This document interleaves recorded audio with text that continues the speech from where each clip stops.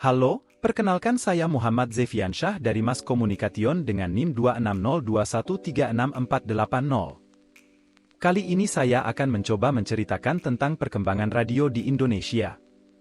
Awalnya, pada zaman perjuangan kemerdekaan di tahun 1945, RRI atau Radio Republik Indonesia merupakan satu-satunya radio yang dimiliki oleh pemerintah Indonesia. Dengan semboyan, sekali di udara tetap di udara, RRI memiliki peran penting sebagai penyebar informasi dan mengkoordinasikan gerakan perlawanan rakyat Indonesia. Namun seiring dengan perkembangan zaman, keberadaan radio menjadi tersingkirkan karena dunia digital mengubah sebagian besar aspek kehidupan masyarakat. Saat ini, mayoritas orang mendapatkan informasi melalui TV dan media online. Oleh karenanya, terjadi perubahan perkembangan fungsi radio, yang awalnya sekadar berfungsi sebagai penyampai informasi dan sebagai penghibur, kini fokus mereka beralih kepada pendekatan yang lebih visual. Banyak stasiun radio mengejar rating dengan berlomba-lomba mencuri hati pendengar dengan menghadirkan produk radio yang berkualitas serta mengangkat tagline sesuai segmen pendengarnya.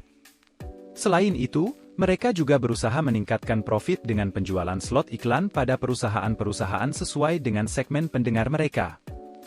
Beberapa stasiun radio memposisikan sebagai radio anak muda dengan program dan iklan yang dikhususkan untuk anak muda.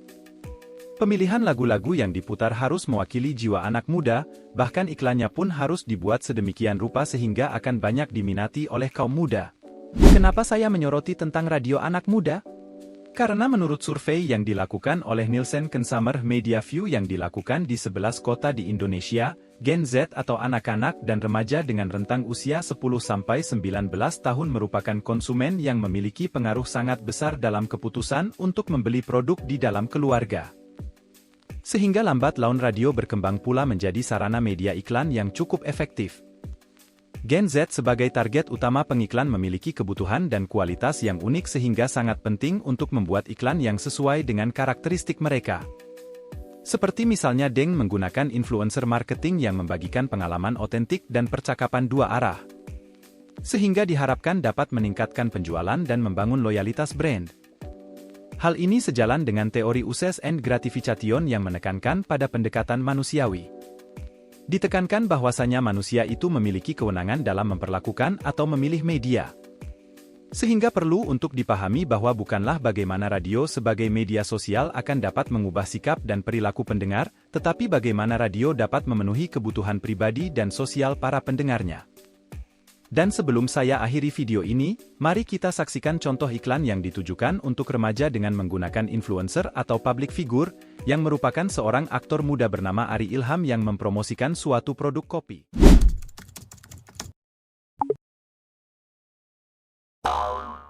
Halo Ari Ilham. Halo. Sesi tanya jawabnya kita mulai ya. Ayo. Dengar-dengar ada yang lagi happening nih. Ada dong, gue lagi suka banget sama kopi yang ini. Rasanya happening banget. Oh, yang lagi banyak diminum orang-orang itu. Bukan, yang ini. New Hits Solegits. What? Ngegigit? No. New Hits Solegits. Top Coffee gula aren baru. Top Coffee gula aren? Iya, ini kopi happening gue. Kopi dan susu di blend gula aren yang legits. Tempting banget. Wah, jadi pengen nyobain Top Coffee gula aren. Cobain Ya, dong. ribet kan bikinnya? Enggak dong, kapanpun kamu mau, tinggal bikin. Jadi deh, nggak perlu ngantri, nggak perlu nunggu lama juga. Wah, penting banget tuh. Selain itu, kamu juga bisa tambahin boba, marshmallow, es krim, kreasiin sesukamu deh. Wah, cobain lah. Cobain dong, ayo.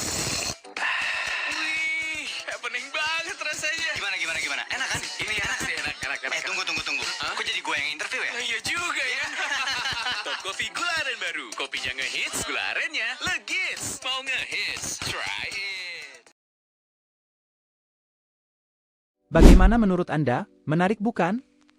Dari iklan tersebut, tidak terlalu ada kesan untuk menjual produk karena seolah-olah hanya merupakan percakapan biasa antar dua orang teman dalam suasana santai namun tanpa disadari. Pendengar akan merasa penasaran dengan rasa dari kopi yang dikatakan legit dan hits.